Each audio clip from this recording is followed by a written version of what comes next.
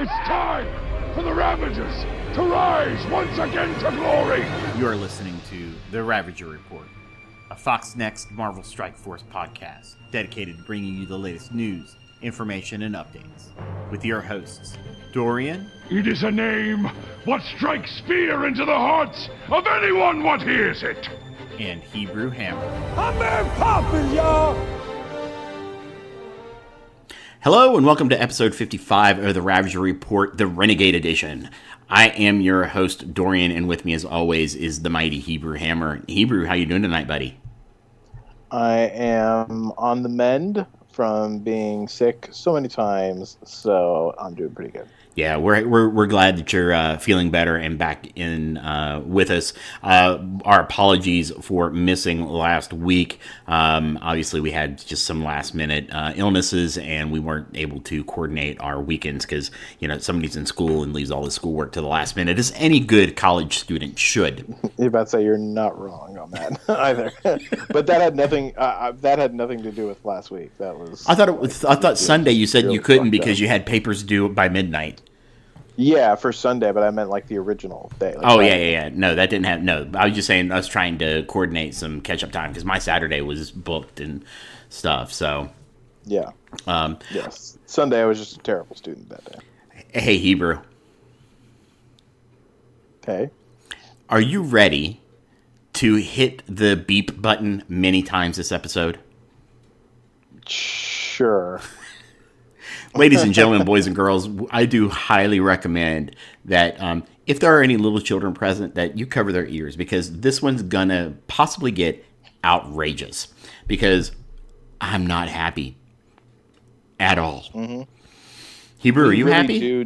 No, I'm not happy at all, but we really do need that soundboard. Like, we officially do need to do something because it would be great to have that bleep button just so we could bleep ourselves while we do it. You know what I mean? Right. Okay. I'll put some work into that. I'm actually going to hopefully in this next week or so be upgrading to a new laptop with a little bit more power, and maybe I can get some stuff going on there. Because all right, that's awesome. I want to get into doing some gaming, streaming stuff. I actually did that a bit today with Jedi Fallen Order. Yeah, I got an alert for that, and then I was like, oh shit, spoilers, because I am not as far as you in it. So, yeah, I'm going to start over. I'm playing through on Jedi Knight right now. I'm going to restart as a Jedi Master and go through the game. And if you've played the game, you'll know just how difficultly, insanely hard that is. That is insane. But Hebrew, before we get into the glorious and wonderful news of the day, why don't you let everybody know what you've been up to this past week? So basically, it's been a lot of studying and some really binge-worthy TV watching. I mean, His Dark Materials just came out, so I was watching that. Watchmen came out, so I was watching that. It was only a couple episodes of each, but still, finding the time for that in between the studies, and then Mandalorian. Oh my god. Yeah. So, yeah, I've been doing a lot of just studying and then some gaming. I still, I want to play the Star Wars game so bad. I'm blanking on the name of it right now. Fallen Order? Fallen Order, thank you, yeah. But I have it, and I'm 20 minutes into it, and I want to go back to it, but I just have so much crap I got to do. So, only 20 minutes into it? Yeah, I'm only 20 minutes into it. You got 20 hours to go. Yeah, I just got to my first planet, outside of the, I don't want to say anything, but yeah, the first planet, the rocky planet. Okay, so you just got off of Bracca. I just met the robot. Okay, so you're on, crap, the name's escaping me. Starts with an F, right? Fizo? Something like that, yeah. Something like that. I don't want to say too much. I probably already said too much with meeting the robot there, but sorry. Nah. Spoilers, guys. Sorry. By the way, nobody talk about Mandalorian episode 3. Hebrew's not seen it yet. Yeah, I haven't seen it. I'm on episode 2. I haven't watched 3 yet. I'll probably do that tomorrow. So, anyways, been doing all that, And in game, I think that my saving is going to be paying off soon, hopefully. So You think the Asgardians are going to be that raid team you're looking for? I think the Asgard. I don't know if they're going to be. How should I say? Okay, I think that they're going to be a good raid team because of their healing. I am now convinced that. I'm not convinced, but I'm starting to think that maybe they won't have just a straight up raid dominant team anymore because we still haven't really seen anything clear cut on the horizon, and we kind of know the schedule that they're going to be going with for the next little bit. So there not being anything on the horizon makes me think maybe they're just going to keep pushing teams that like, so basically like you're going to need multiple teams to go through all the way. Maybe not, multiple teams, but basically they're just not going to have a clear-cut raid easy win team for Old 7 like they did with Old 6. And maybe, That's and what I'm honestly, as I got to thinking about it, and the more I get to playing, like, remembering back to Galaxy of Heroes and playing Dragon Champions, sometimes you need multiple teams to get through raids. Right? Very rarely are you going to have one team that can kind of, solo the whole thing. Now, as games progress, that happens. I remember in Galaxy of Heroes, we got the the Akbar solo. We had the Vader Wampa solo. They took a lot of work and effort. But as more and more powerful characters came out, it became easier and easier and easier. So, Right. Look, we all struggled with Ultimus 6, and now, everybody can basically solo that. Yeah. Right, with one team and run the whole thing. In fact, I think somebody had asked on the last episode if there were any Ultimus 7 teams that worked in Ultimus 6, and I could probably tell you that they're all going to work. If you've got a team that's solid in Ultimus 7, it's probably just going to wreck Ultimus 6. Yeah. I've actually tried it with my new Ultimus 7 team. So. Yeah. Well, and so that's what I'm thinking with this new Asgardian team. The heals look like I feel like as soon as I saw that heal passive on all of them, I was like, okay, I think that this might be the raid team or the closest thing to the raid team that I thought was coming. So, yeah, I'm gonna probably invest pretty heavily in that, and it, is just nice that it'll be working out with a legendary character now. So, yeah, as long as they make them farmable, that's going to be the trick. They announced the legendary, but how far out is it? That is very true. And how farmable is the most important part. How farmable are because look, they've got to make Hela, Heimdall, and Sif farmable in game, or this. They don't have to, right? They can make it pay to win. They can just make Black Bolt. You have to buy him, right? They're going in that direction anyway, so I don't see why not. Well, yeah, that's such garbage. We'll be stepping into that in just a little bit, but that's pretty much it for me. What about you? I've actually had kind of a big week. So, I guess a big 2 weeks. So I finally hit level 74. And I've been working on getting my characters up there. So I've got a level 74 Ultron, Gravitron, Minerva, Scientist Supreme, and I think Shuri's close. So, that is actually the team that I'm taking into Ultimus 7. So it's not Tech Wing, right? And I'm calling it Gravitech because you take out Falcon and you put in Graviton, right? And because there are so many debuffs that get applied to the enemies in that, I've actually watched his ultimate hit for over 100k damage. He's putting up almost Ultron-like numbers. His basic. Now, caveat, I've got those abilities T4'd, because that basic is just amazing. Right. Because don't do it on Luke Cage, because Luke will block everything under the sun, and you'll sit and watch you do it 16, 16, 16, 8. You just want to cry. But on anybody else, like I've crushed Miss Marvel, just like boom, done. Venom, Carnage, I mean, just absolutely crushing those guys with the basic, just because it's hitting for 50k, and then is doing like 10k per debuff. Right. So that team is absolutely flat out amazing. Oh, hey, the biggest news though, is I got a 7-star Hulk. Oh, that 7-star Hulk. I took Hulk to 7-star. I was thinking like red stars for a second. I was like, wait, what? Hulk with 7 red stars would be relatively amazing. Yeah, that's a big wow moment. But yeah. So I only have like 4 Avengers now that are not 7-star. So right, if only you can do something with them. Right, and look, here's the thing. I know people aren't big on the Hulk. His rework was decent, but considering he's completely unfarmable, and you can't get him from orbs. I mean, it's just the only way to do it is put time into the game. Yep, raw time. So that's my sense of pride and accomplishment right there. Well, you've earned every bit of it. So. Oh yeah, absolutely. Other than that, I'm trying to think anything else really big. My alliance is very close to being able to do 100% on the Alpha 4, which is nice. Forsaken and I can basically solo one side with one other person. Mm-hmm. So it's fun to see because like his defender team is like 400k power.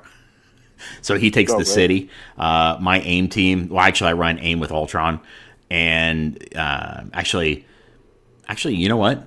I run a modified Gravitech team because obviously no Minerva for the global nodes. But I run who do I run in there?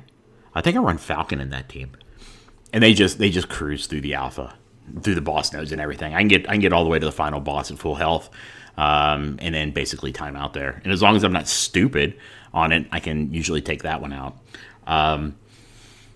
But yeah, that Gravitech team does really good. Again, if I'm not stupid, because timeouts are a huge thing in the Alt 7 raid now. So, right. According to Vailyard here, the data mine is Black Bolt will be January and in April, so a little time. January is not any time at all. I mean, they have to make them farmable immediately. Like they have to basically drop them on nodes to get any chance, even for a 5-star unlock. So yeah, I mean that's not just not enough time. No, January is nowhere near enough time. Yeah, unless they give them all the special campaign missions. Well, apparently Heimdall will have a campaign, which is nice. I don't know if Sif will. Hela will have to be farmable. Blitz just isn't going to cut it, and we'll get to the garbage Blitz change a little bit later. But yeah, that's we'll have to see. Yeah, we'll have to see. So yeah, that kind of was my week. So let's move now into the survey. Before we do, though, if you'd like to join us, you can do so by coming to our Discord server at discord.me/Ravager Report and chat with us. We obviously record live weekly on our Discord, and we're pretty active in there. We've got a pretty active community, great bunch of guys. That just are really helpful with everybody. So if you want to join one of the better communities in Strikeforce, then come join our Discord. And if you like our show and would like to help support it, you can do so by going to our Patreon site at patreon.com/Ravager Report, where we have subscriptions starting at $2 going all the way up to $20. And we do a weekly pre-show with the patrons that want to show up. Isn't that right, Riker? So... I want to give a big shout out to Benicus as well. He's one of our newer patrons, but he helped me out a little bit today. He actually was watching my Fallen Order stream, and I didn't realize that I had no audio. Game audio came through great. No audio from me because my Xbox, I had turned off the microphone and I didn't realize it. So, Benicus, the reason why there was no audio was because I had my microphone turned off in the Xbox system panel. So, that'll explain that one. So, if you just want to watch an hour of gameplay with me not talking, hey, enjoy. But I'm a little further into the game, so I'm getting closer to the end. But I think, like I said, I think I'm going to start a new game as a Jedi Master level and Right. progress through that and just show you how bad that can be. Right. All right, so let's jump into the survey. Now, this survey obviously is a little old. It did come from last week, from the week that we missed. I didn't put out another one this week, but there are some things here that still apply. So we're gonna skip a lot of the Mr. Sinister stuff because it was all about. Actually, we're going through the Mr. Sinister Blitz right now, aren't we? Huh. Yep. So you know what? All this works for this week too. Yay. There we go. So the first question was, have you bought the Mr. Sinister orbs? Yes or no? No. Yeah, me either. We had 68 total respondents for this one, by the way. 22 said yes, 46 said no. Next question was, do you plan on buying the Mr. Sinister orbs? Yes or no? No. No. 45 said no, 23 said yes. I forgot to put in basically if you haven't already bought, so I didn't have an option for that one. That was a survey fail on me. Let's see. Next is Mr. Sinister is a 100 shard unlock from Blitz. Do you like this? Yes, no, or no preference? Of course not. Wait, you don't like the fact that unless you're like top 2,000, you're not going to unlock him? Right? What's wrong with me? What's wrong with you, man? Yeah. Yeah. No. So yeah, 54 people said no. 11 people said no preference. 3 said yes. Our trolls are back. So there was, early on, there were reports that Mr. Sinister's clones wouldn't summon. Basically, Ultron wouldn't summon Revive. Phoenix doesn't summon Dark Phoenix. Do you think it's a bug or working as intended? This question is null and void. It turns out they are working. They may have fixed it on the server and we just didn't know. But Right. if that's the case, do you think that was working as intended? It's a bug or no preference? I think that it was probably a bug. Yeah, I would agree. If it were happening, even if it was for a short time and they fixed it, 39 people said it was a bug. Yeah. Hebrew, do you think that Mr. Sinister is a meta character? Yes, no, or no preference?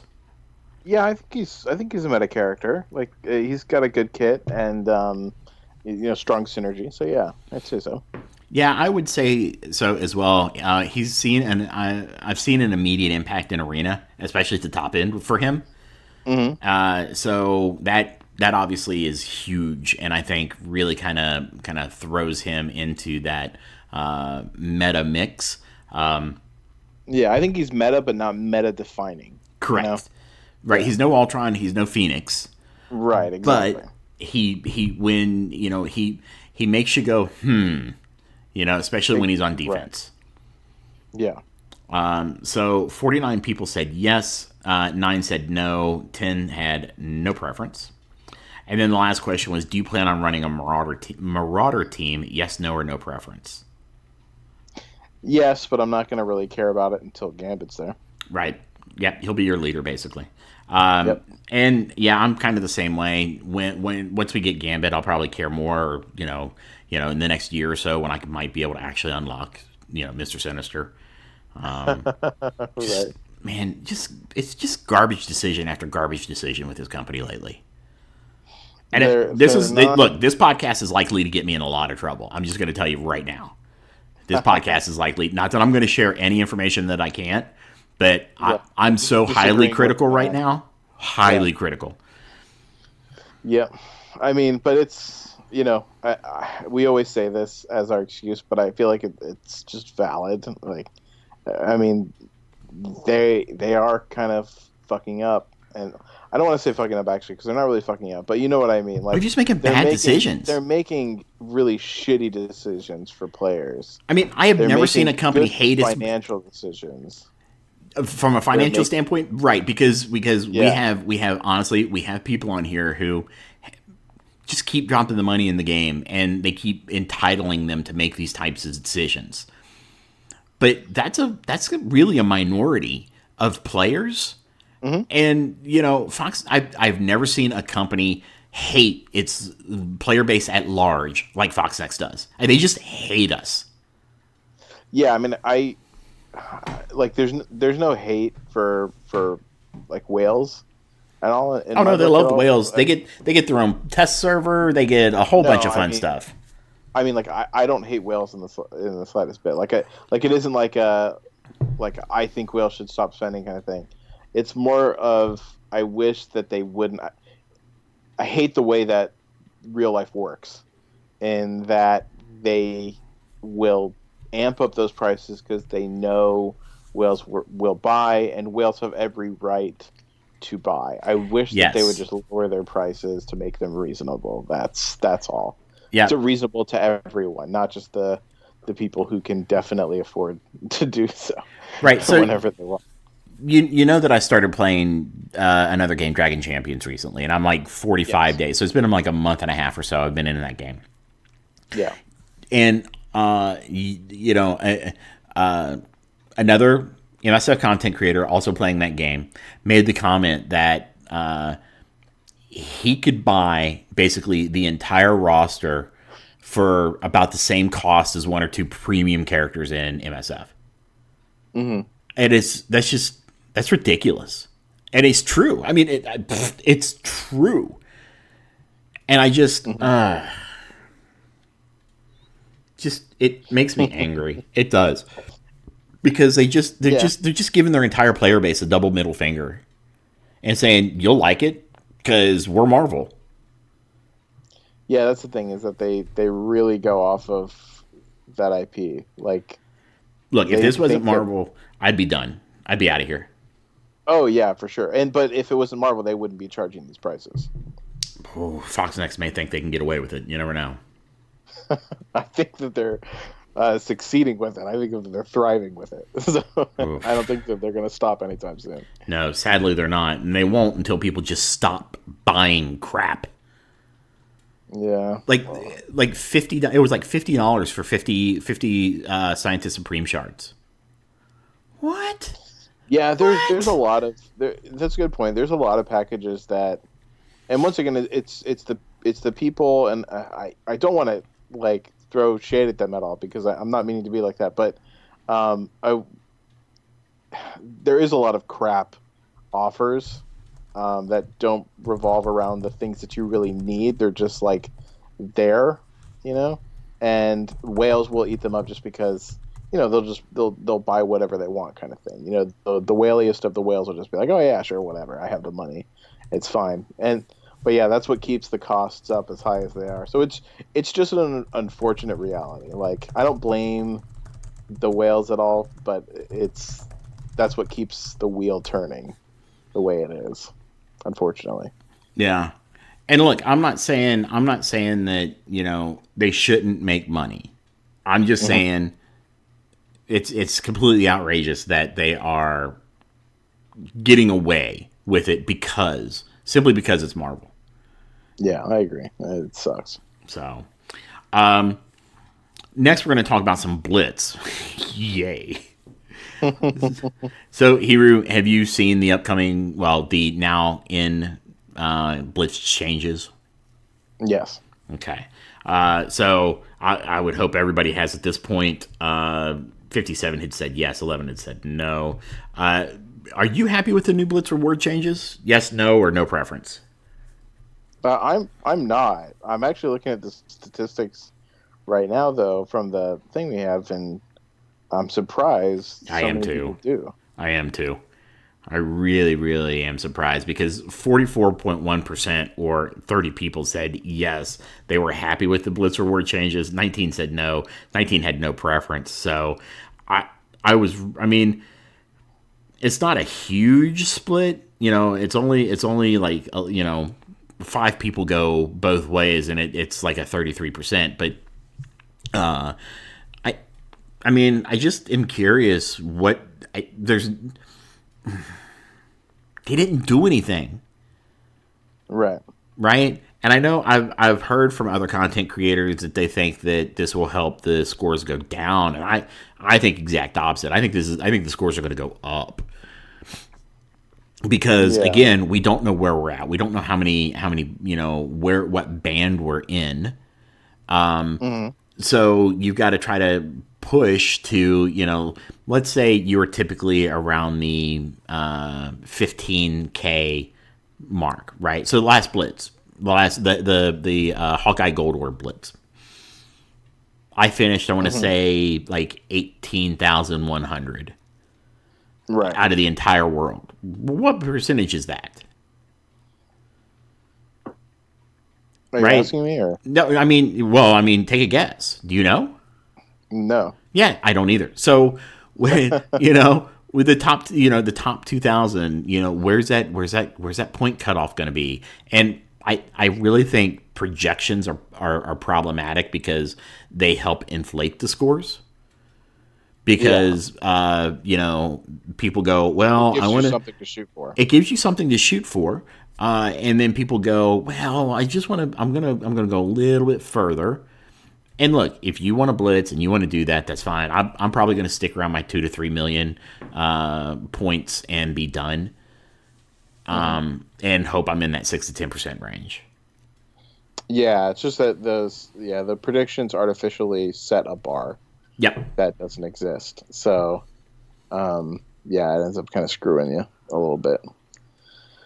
I was honestly highly disappointed when they told us that was gonna. And I went to Fox Next and was like, why couldn't you just band it based on percentages and say the top 1% gets this, the top 2% gets this? Why do you got to lock it into the top 2,000? Hardcore number like that. Nobody wants that. I hate flat numbers on this kind of stuff. Like I could understand one, like number one, placing number one, but I just whenever you're dealing with such a large amount of people, I hate flat numbers. I wish that they would just work off of percentages exclusively. Yeah, it's horrible. I know people like to say the argument of, well, the person who goes really, really hard will not get the same as the person who just, milestones and chills. I'm like, yeah, but I mean, okay, great. You got 20 extra shards. I mean, is it really worth the amount of time you put in to do that? Because let's break down that number, right? You're blitzing at basically every hour and a half. Because it's not 2 hours, because when you start your run and you've got 10 teams to run, it takes some time. And it can take up to a half an hour to run through your team. So you're only getting an hour and a half before you come back in to start that cycle again.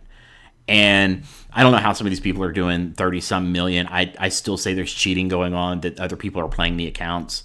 Those scores, I mean, just no way. I just don't see how at all. Right. No, I agree.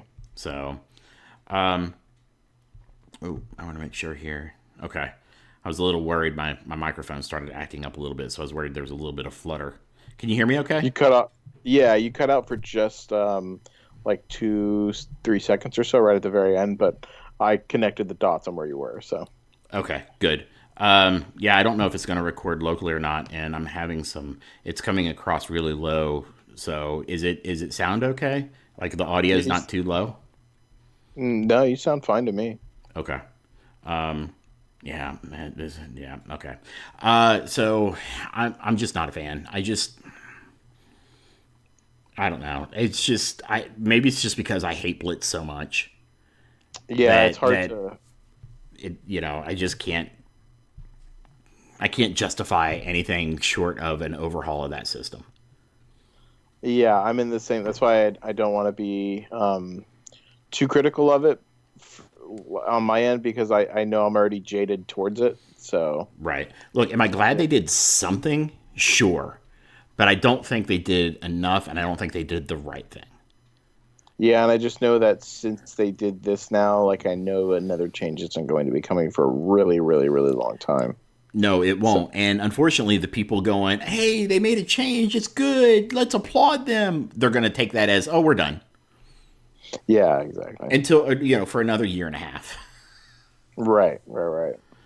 That's one thing I like about, and I hate to keep comparing it, but is one thing, like Dragon Champions has introduced what they call tournaments, which is very similar to Blitz, but they banned it, right? So that only like 500 people will be in a tournament at a time. So like for characters, 500 people are going to be in a tournament at a time, and it's level banded. So, you have to be like between levels. You're only going to be, if you're level 63, you're in the 60 to 70 band. Right. And I think it's fantastic. I have more fun there. Plus, you get points for defenses. You lose points if you lose, but you gain points if you win a defense. It's just a really nice take on it, and you know exactly where you're at every time. I can open the game right now and know exactly what my rank is in the current tournament. Right. And that is how it should be. I should know where I stand and what I need to do. It shouldn't just be roll the dice. Right. I agree. Let's see. The next question was, would you have preferred different changes? Yes, no, or no preference? We just pretty much said yeah. Yeah. Yeah. Let's see. What other changes would you have liked to have seen? Out of those options, I think more milestones would have been a pretty good one. More milestones would have been good. I really want the auto battle. Just let me auto battle to tier 6. I'm doing that right now anyway. Yeah, I agree. I wish that they did have that as well. And look, that would have been a nice quality of life feature. Put my teams on cooldown. I don't care. But let me hit the damn auto button and walk away for 2 hours. Yeah, most definitely. It's like, a lot of people have been giving some feedback on Burnout, and, we've been taking it to Fox Next and giving them the Burnout feedback. Just, and one of the biggest complaints about this game is the time investment. It's basically a part-time job. If you try to be competitive, it really is. Yeah.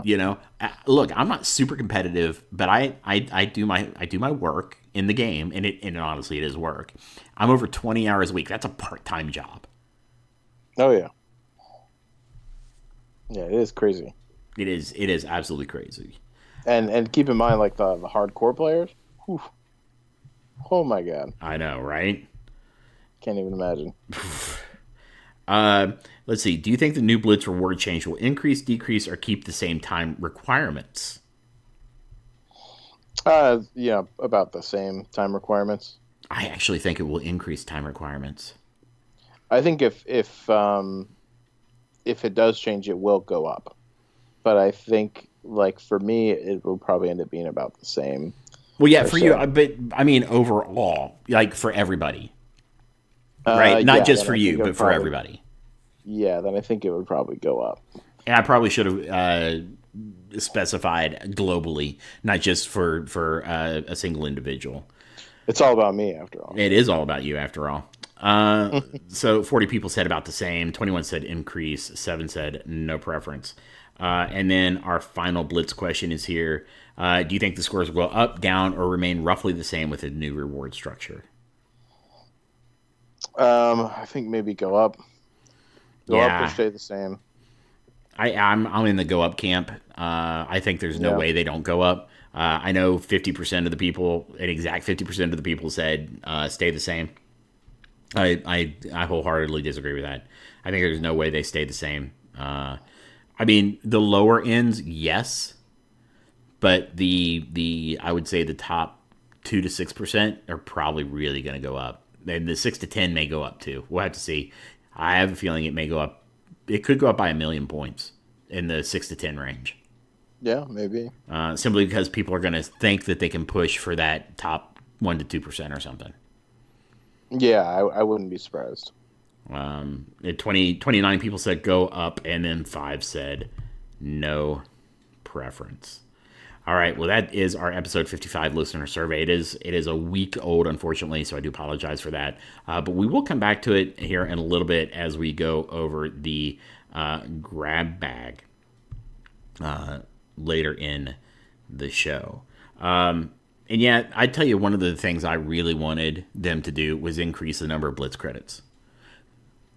Yeah. Yeah, that would have been nice. Blitz is obviously one of the it's the only way to get war currency, or the war boosts, defense boosts, and energy attacks. But it's also a good way to make some quick gold. So it's Much needed quick gold, yeah. Yeah, much needed quick gold. In fact, I kind of need it because I've got those unique gear items in the supply store that are 214,000 gold. Oh yeah. It's just, And you're going to need a lot more of them pretty soon here. Yeah, you really are. And we're going to get into that. Speaking of which, let's do that now. So, news update. Man,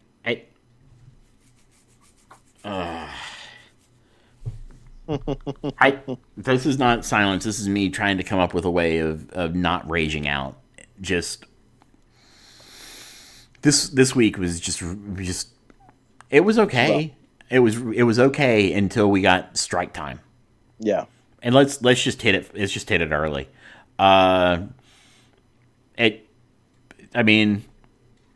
They announced a new game mode we all knew was coming. Right? Yeah. So the new Darkness is coming. They haven't decided on what rewards we're going to get, but we're pretty sure it's going to be Doom. Though, looking at that picture, Ghost Rider is the last character. I mean, is it possible we could see a Dormammu? It'd be really cool if it was Dormammu, but yeah, I think it's probably going to be Doom. I think so. But here's where the absolute effing lunacy starts. To get into it, number one, you got to be gear 14. So automatically, that should translate to level 75. You got to be level 75 to get gear 14. You can't do it at gear. Mm-hmm. You cannot do it at 74. You got to be 75. Yeah. Next, they decided in their infinite stupid wisdom to require trait nodes. So there are going to be 16 nodes in this new campaign, right? In this new Darkness. Mm-hmm. The first 4 will have no requirements, just like the others. So yay, you can take in the best you can, right? Then the fuckery starts. And now you have to have a cosmic team, a global team, and a city team. Yeah. You have to get a minimum of 15 characters to gear 14. Minimum 15. I was honestly like, they've done some stuff where I've been like, oh man, this is going to be really bad. But this was just like so dumb. I was just like, are you kidding me? It's going to take so long to complete this. Like, I'm not even caring about any of it right now because It's just it's like a long far off dream for me at this point that I'm going to be reaching that. It is crazy with the way things are right now, especially, and even from the way that we've seen things progress whenever it comes to accessibility of gear, most notably. It's just not coming for a long time. You need that much diversity and that much gear of between characters. It's going to be forever. Yeah. So it's again, we're just spinning the wheel of gear because look, 15 characters minimum, flat out minimum. You have to have 15 characters. Each character is going to require 75 pieces of that new orange gear plus 24 uniques. Right. Holy crap. Yep. And the complete utter randomness of the drops and the lack of availability of gold or currency to buy these things. Mm-hmm. It's so stupid. And look, unless they redo the economy, this is just dumb. But we already know they don't know what they're doing with the economy because they told us. You know, and I know I keep going back to that Jason Bender interview that I did a few months back, but he said, we don't know what we're doing with the economy. We just guess. Yeah. And it's like, how is put that any more even time possible? on that. Yep. I mean, Yeah. if it's just so stupid. It's just they have to change it. They have to change the way we're going to get that gear, or you're not getting in for a year. I mean, look, there are people that, you know, after months and months and months and months and months of farming, just now are getting into Enter the Darkness to get Ultron, or I'm sorry, Fear the Darkness to get Ultron, right? And that's just because out of sheer luck. You know, because take our good buddy Muggin, for example, right? He started farming months and months and months ago. He just recently got into the node.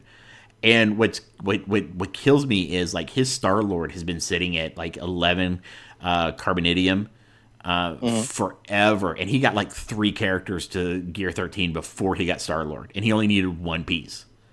Right. It is absolutely spin the wheel of gear. Yeah, I think requiring like luck-based items is ridiculous in the first place. It makes it such a hard bar to pass. But let let's alone be honest here. So many of them. I mean, let's be honest though. The whole game is luck or randomness. There's some things that you control, but there's a lot of things that you can't, or I shouldn't say like fully control. But I mean, there are some things you can control. There's some things that you can heavily influence, but there's a lot of stuff that you can't even begin to influence. That is just pure, unadulterated luck. And unfortunately, the requirements for a lot of the stuff in this game revolve around those particular things that are just unbridled luck. So, yeah, it's unfortunate, but you know, I hate to always go back to this as like, this is their excuse, and it's a valid excuse, but you know, it's a business, and it does make them money. People will pay. People will pay because it's got the Marvel name, and it's got characters that they grew up with and they love and they identify with. I mean, it's just stupid. It's like, you know, Rex in chat says, "I don't mind RNG, but give us more pulls of the handle." That's the exact opposite of what we need. I mean, that's basically gambling addiction right there. Oh boy. I mean, I honestly, it is. I mean, when you say, "Oh, I don't mind gambling, just give me more pulls on the machine." I mean, that's honestly, you know,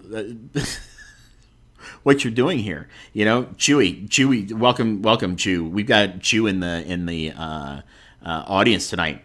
You know, so you know, he says some RNG is expected in Gacha. You know, but he says in this game, RNG touches everything. And he's absolutely effing right. Because RNG touches every single aspect of this game. It's just stupid.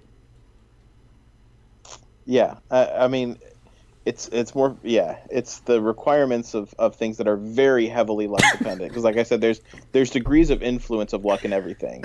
But there's a lot of it that really just is pure luck. And they really lean into that side more than anything else for requirements.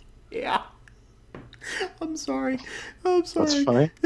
So Chew just said in chat, not just touches it. It's like I have to point out on the doll where it touched me. That's funny. You know what? You know what? Hey, Hebrew, you want to throw a wrench into the show? What? I don't know if he's available or not. You want to see if Chewy wants to join us? I doubt he can, but yeah, I mean, if he wants to, by all means. Chew, if you want to join us, let us know, and I'll unmute you. And you can join the podcast. But I mean, this is just, I don't know why they think this is okay. Mm-hmm. Yeah, I mean, well, they think it's okay because people accept it and people buy it. That's why. Yeah. We're gonna end up going into a cycle because I know us, but like that's just really what it is. I mean, it always comes down to like, yes, this is crazy. Yes, this is ridiculous objectively. But then again, it's also a valid business strategy because it's been working fantastically for them. So yeah, I mean, I'm sure that they look at this and probably think, yeah, this is fucking crazy. But Oh yeah, I mean people it do is. it. Like they're not just for some reason magically oblivious to it. They know what they're doing, and it's calculative. And they're. I wish I had a better word for this, but they're exploiting it. They are. It is to they are exploiting. to a degree that is uncomfortable to me even sometimes, and I'm pretty okay with a lot of shit. All right, so Chew said he's probably got like 10 or 15 minutes, so I'm going to unmute him and bring him on. Chewy, can you hear us? Yo, what's cracking? Not much, man. Welcome. It's good to have you back on the show. We haven't had a chance to talk in a long time. It's been a little while. Absolutely. I mean, we talk off air, of course. Well, yeah. But, I hammer you I with thought stupid this is stuff all definitely the morning time. to tune in, given the news that we're waking up to from another cracking episode of Strike Time, I'm sure. Yeah, I was gonna ask. I mean, obviously, you're on the opposite side of the world, and those drop, around 2 p.m. Central Time or so, and so that's basically what beginning of the night for you. So you wake up to this, and have you even seen it yet, or you just heard from people? No, I haven't. I've just had so many people tagging me and private messaging me. Like a lot of people who were sort of on the cusp, saying like, "Oh, I'm just hanging in for new talent, for new content. I really want to keep playing this game. I need them to give me a reason to do it." And I woke up to a bunch of messages saying, "Right, that's it. I'm out." I'm like, wait, what? Because they're Asgardians? They're like, "No, have you not seen Strike Time?" It's like, well, I've never seen Strike Time. So, yeah. So you guys didn't know I haven't about seen it this? myself. I thought that you guys would have known about it from Envoy. So they didn't we've been want to talking riot about this on their behind the hands. scenes for a while, and I've said it a couple of times on the podcast because I know that Fox doesn't listen to it. Realistically, they have slowly over time been taking the best bits of all the different content creators and starting to create their own sort of social media direct thing, and they're saving the juiciest nuggets for themselves. A lot of us have seen it. That's why a lot of us don't make the Envoy videos anymore for announcements, because two things are going to happen. Number one, you're going to have them scoop you on their social media pages an hour before we're allowed to talk about it, which is always happening on my stream. So there's always 1 hour of my announcement stream, which is, I'm really sorry, guys, I'm not allowed to talk about that. Right. It's really frustrating. Like today. And then number two, they're going to outscoop you about an hour later with their own content. So yeah, and I've noticed they use different content than they send us. 100%. And it's like, well, their content looks. I mean, what they send us isn't horrible, but I mean, it's not the quality that they're. I mean, they're getting like the close-up slow-mos and everything else that we're just not getting. And I mean, we obviously have been told, this isn't to replace the Envoy program, but I mean, it's funny. I don't think any of us are ever going to get another interview with somebody from Fox Next ever again. Look, I mean, I think they'd be up for it, but I think that they're only going to do it under the lens of self-promotion. So, I mean, I'm sure that some of the larger content creators, and it's a smart play by them as well. Like, I mean, everything that they're doing certainly ties into a better overall media strategy, because if you rely on external people to pass on the message, and any of them have any integrity when it's something that's genuinely not good for people, and they call them out, then obviously, that's not going to be exactly what Marvel or Fox Next wants. So with this, when it's one of your paid employees, where it's just like, I'm going to make you say what I want to say. You're allowed to mention it because Valley already has, Dury. Oh, has he? Okay. He did a video announcing, and Casino's done the same thing, that there is a test server in existence. Yeah. Oh, of course they did, because I think we were told not to announce anything yet. But yeah, so I was going to ask, does this mean we can talk about it? But I've learned from the other content creators, the best thing to do is, like many things in life, just basically, it's better to apologize than ask for permission in a lot of situations. So here's the problem, right? And look, let's be honest. I mean, you're obviously much bigger than we are, right? With what you do with A&R and everything else that you've got going. I would say that you're bigger than us. I wish that was true. I'm only there because I'm a squeaky wheel, and they didn't want to listen to me bitch as much. They probably regretting that a bit because I mean I've kind of been asked, is this something that I want to continue doing if it's causing me this much problems? And I'm like, you and I, if you and I were to leak something or break something out like one of these larger content creators did, there's no way we would just get a slap on the wrist. Oh, I thought about it yesterday. I literally thought about just logging onto the stream and just going, I didn't know there was daylight savings in America, right? I came so close. I honestly did. But no, unfortunately, it's one of the downsides of being a man of your word. But Right. Look, You I'm not gonna, and I I'm have gonna ethics, right? We're ethical. And I think a lot of the content creators are. I would say 99% of them are. Yeah. But, you're absolutely right. When you have ethics, it's very hard to see what they're doing and to go along with that. Well, I think that I think we all knew that just to touch back on something you guys were talking about a second ago, whenever Envo came out and they did something, they scooped a, whatchamacallit, something from Pika. They scooped something from Pika and did like an exact replica. They hadn't done any infographics there before. And Right. basically we saw a only slightly modified version of Pika's because it was getting traction. It was going around everywhere. And we certainly had a conversation that was not okay. And the response that we had from Fox Next when we confronted them about that, I didn't do it publicly. We did it directly with two guys from Fox Next, was, the response basically told me right back then that this was the direction that Envoy was headed, is that they were looking to see what people were doing that works. They were basically going to take the guys that were willing to take, all 3 inches of them in any orifice that Fox Next suggested. Oh, and don't worry, I've already warned them that this is probably a beep show. So Explicit show. This is an explicit show. So I mean, Well, I'm keeping it to innuendo. I won't swear. hey, that's fine. Look, I've already called this whole fuckery thing what it is. Oh my God, Doran swearing. It's just hey.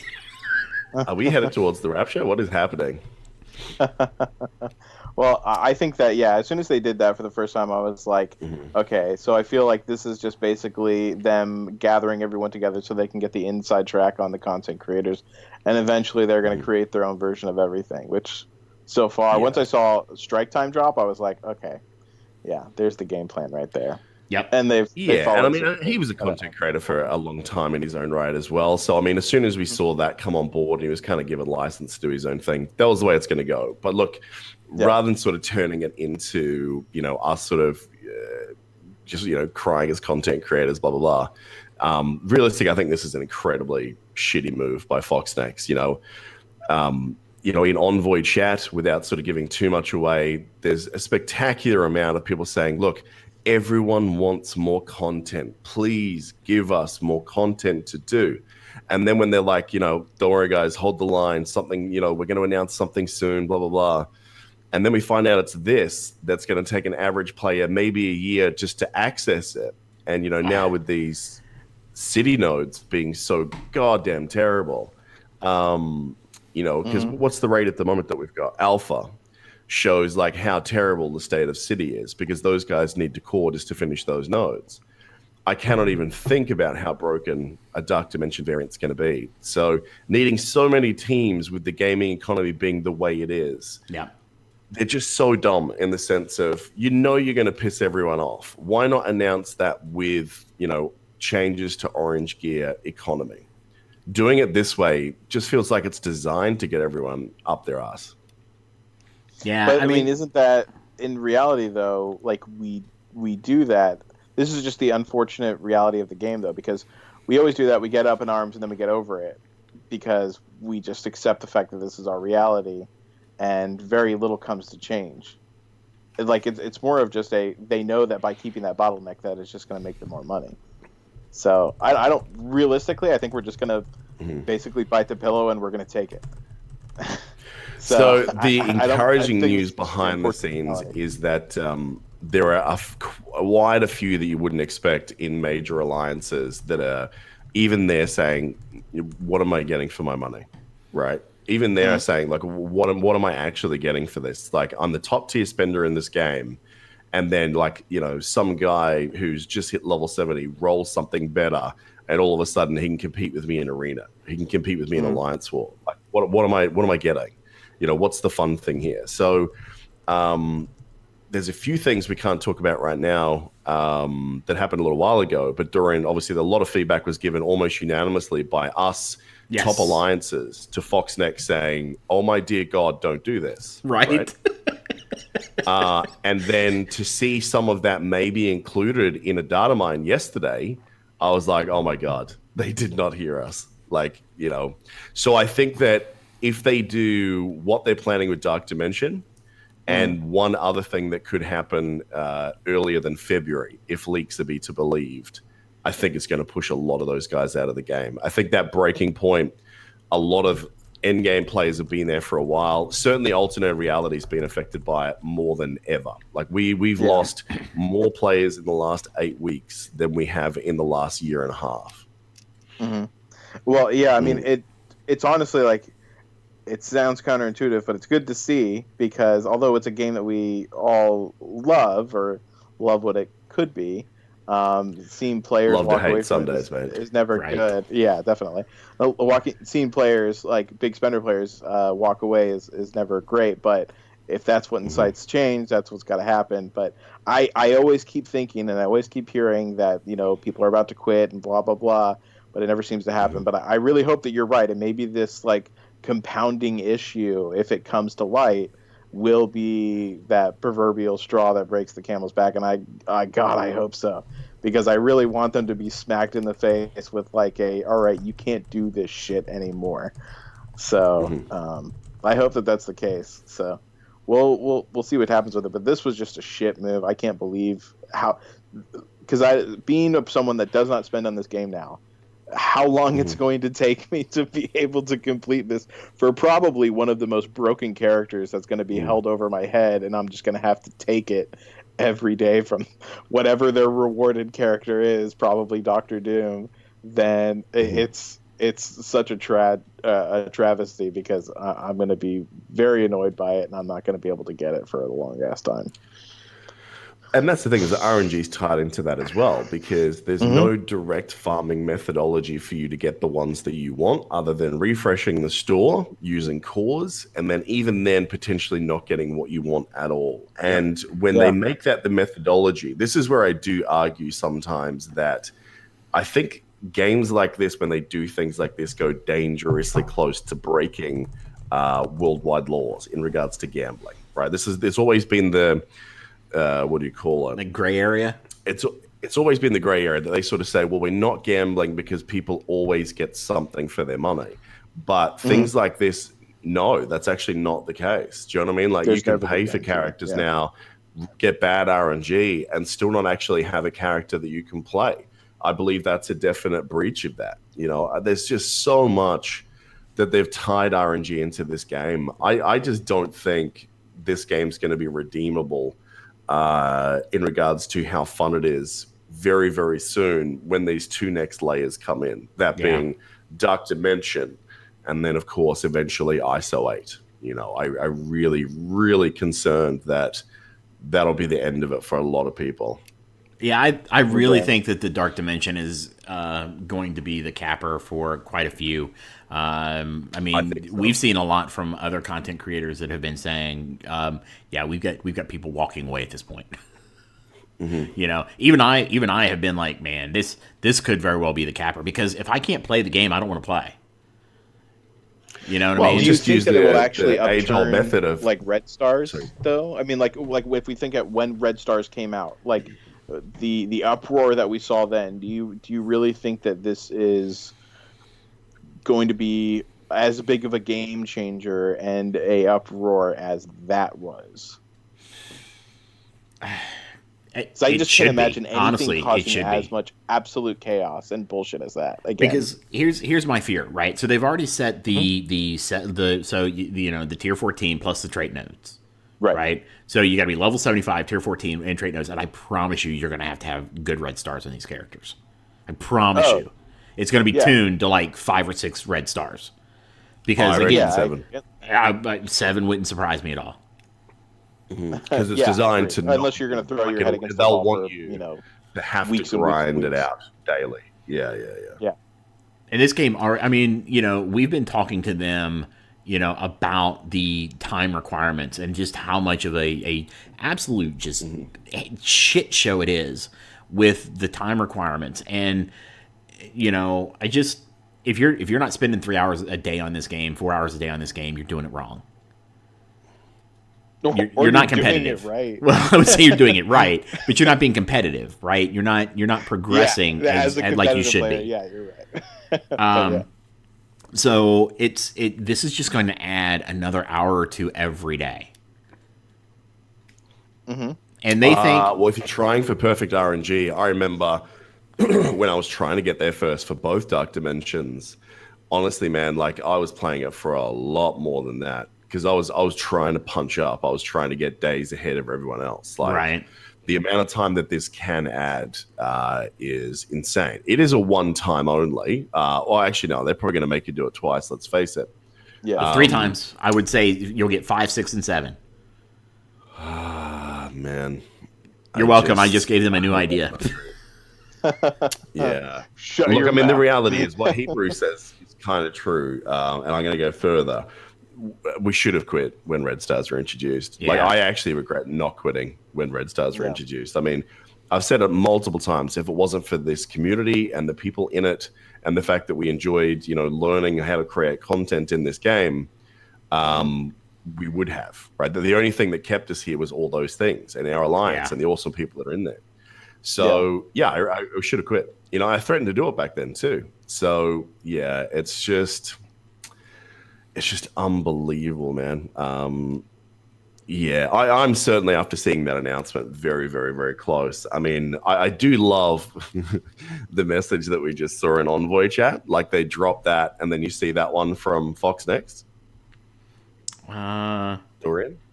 Oh, It's like, hey guys, here's a massive bombshell. It's going to piss off the community. I'm on holidays for 3 weeks. Bye. yeah, yeah, yeah. Here you go. And then, of course, I've been, word vomiting walls of text at them because I still think that there's another chat going on somewhere. But Oh, we've known that since the Avatar event, man. And again, not unexpected. no, There's, not unexpected at all. The guys that are more than happy to have a fox figure in the anus versus the guys that are like, get out of here. Yeah, I just, Just I don't understand. And you know what? Use You know your what kills words.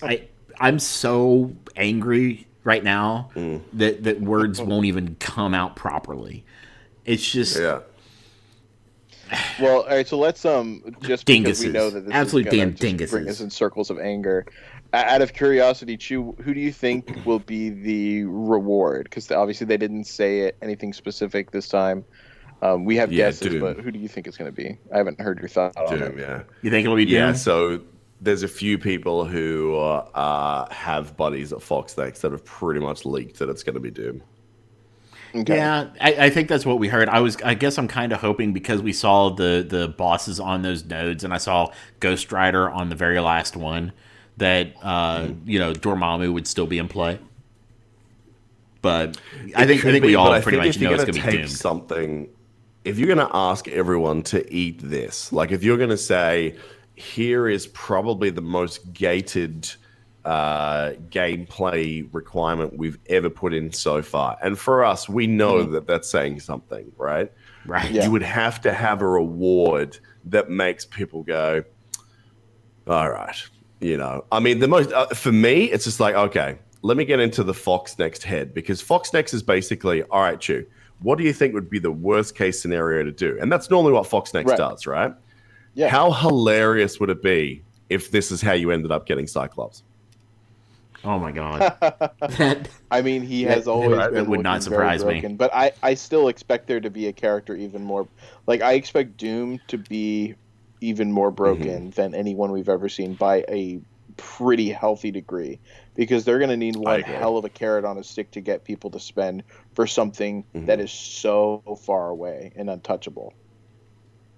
Yeah, and I think that's going to be a thing. I reckon they're about to pull some Galaxy of Heroes stuff, Dorian. I think that we're going I think we're going that route. I think the announcement of telling everyone ahead of the legendary event you're going to need Asgardians, that's a classic Galaxy of Heroes move. See, here, they wait until after you didn't buy it, then spring it on you, and then you're like, oh, damn, now I can't get it. Therefore, there's no point. Right. Now, what they're going to try and do is get everyone to spend on it, because you don't know if any of these characters are going to be farmable. And then I think if enough people do buy in, they might leave it behind a paywall. They might have it so that the people who buy it get the event, very much like your Malik. The people who don't, maybe will let you farm it one day. Maybe. Right? And then make the character so broken that, it becomes officially, the worst version of pay to win, which Galaxy of Heroes certainly became. Oh yeah, and I'm so thankful I quit that finally. It's just, life's been so much better. My friends keep trying to get me to come back every once in a while, and I'm just like, you're kidding, right? Out of curiosity on that, just because that kind of applies to here, I'm not sure if you've looked around in the threads at all for that on Reddit, but was there any official numbers that were dropped after the Exodus there that showed how much they were damaged by that? I don't think it's as much as you would think. I don't think it's as much. I think a lot tells of me that it's because that's what I feel like it always is. These quote unquote exoduses that we hear of it's always pretty minimized, because the people that give a shit enough to be on Reddit is a fraction of the actual community and numbers. So really the impact is very minimized. So I have a feeling that even in the worst case scenario of this compounded terrible thing that might happen, which let's hope it doesn't, but might happen with here. I feel like at the end of the day, Fox Next is still going to walk out with a smile on their face and money in their pockets. Yeah, and we know why too. Because sorry, Dorian, you go. No, it's okay. I was just going to say, I know shortly. I want to say maybe it was when they announced General Skywalker and gave you 2 days to get ready for that event, that you saw a slight blip. I think Mobile may have actually done a video talking about that blip, and then it just started dropping like a rock, and it had been going down, at least from a monetary standpoint. I don't know if Marvel's there yet. But I think you're right that they're announcing it early to force people to buy. And look, the characters are great. I think the Asgardians are a solid team. They don't do anything super fancy, but they're going to be a solid team that does some good quality damage. And they're going to sustain is nice too. The sustain is nice. I think they're going to they should do well in raids. It could be another raid team. And I don't know. This whole dimension thing it's got me so down. It really just has me so down. Well, and that's why I quit Galaxy of Heroes, right? Because Mods 2.0 came in, and I sat back and said, okay, basically I have to reset all of my characters. And we know that moment is coming for this game sooner rather than later, right? And it's like, okay, if I'm going to put in the effort of farming up everything with mods or whatever up to just to get to where I was previously as a baseline Dorian, right? To get to the same competitive point that where I was, right? There's now a new leap. And Red Stars was the worst version of this, but we still stayed. But I asked myself the question, okay, let's say I do this. All right, now I need to work out which characters would I prioritize first. And based on that, which part of the game do I have the most fun in? Where would I need them? Or what am I going to have coming up soon that's new content that's fun to play with those characters? And the realization was I just wasn't enjoying it, right? I was like, well, raids is fun. But heroic Sith raids were broken back then, which was the end game content. It was deliberately overtuned to frustrate people into, again, buying some of these broken characters early. Yep. And I went, I just don't care enough, right? And I've never been one about the sunken cost fallacy. It's like, I spend on a game, as long as I'm having fun with it, then I move on. But I think the combination of experiences between Galaxy of Heroes and this probably means that Dragon Champions will be the last of these style of games, unless something really, really pops out at me next year, like maybe that new Marvel game. But other than that, I don't know that I ever want to do gacha again. I think that they've gone way too far with greed. I think the new companies getting into it have no idea what they're doing. And I just think it's we've kind of terrible, terrible cancer on our industry. Yeah. And I just wish that more people would get on board with, speaking with government officials and saying, look, we need to get this shit out of gaming. We need to get it away from kids because it's fucking disgusting. And it goes beyond video games. Like, what this is doing nothing for the betterment of society. It is just designed to fleece people's wallets and to capitalize and prey on people, of friends that we have had who have, fallen victim to full-blown gambling addiction. And I think that these companies are becoming pure evil and devoid of any sort of redeeming qualities. Like, I really do. And seeing my favorite developers of all time, like one by one, start to do the same bullshit, like Blizzard being the most recent one. Oh, yeah. It's heartbreaking, man, because it really is. It just makes me look at gaming in a completely different lens. And the way that they treat their staff as well. Like, now when I hear about companies that are really assholian during crunch for video game releases, that will affect sometimes the games that I buy. Yeah, it's funny you mentioned that because Fallen Order came out last week, and I wanted the pre-order for the customizations and stuff, so I got it for my son early for Christmas. I've been playing the hell out of that for the past week, and I've been loving it.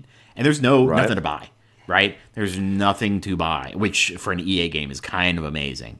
But so how's this, Dorian? So the kind of edging into your point, sorry to cut in, That's okay. That so at the start of the year, instead of buying what's that game, Anthem on PC, they had a 1-year subscription to Origin, pay you $90 instead of paying the $90 for the game, and then you can kind of get all the EA games that come out that year included, right? Yeah. And then for $15 for a month with 1 month free, there was the Xbox Game Pass.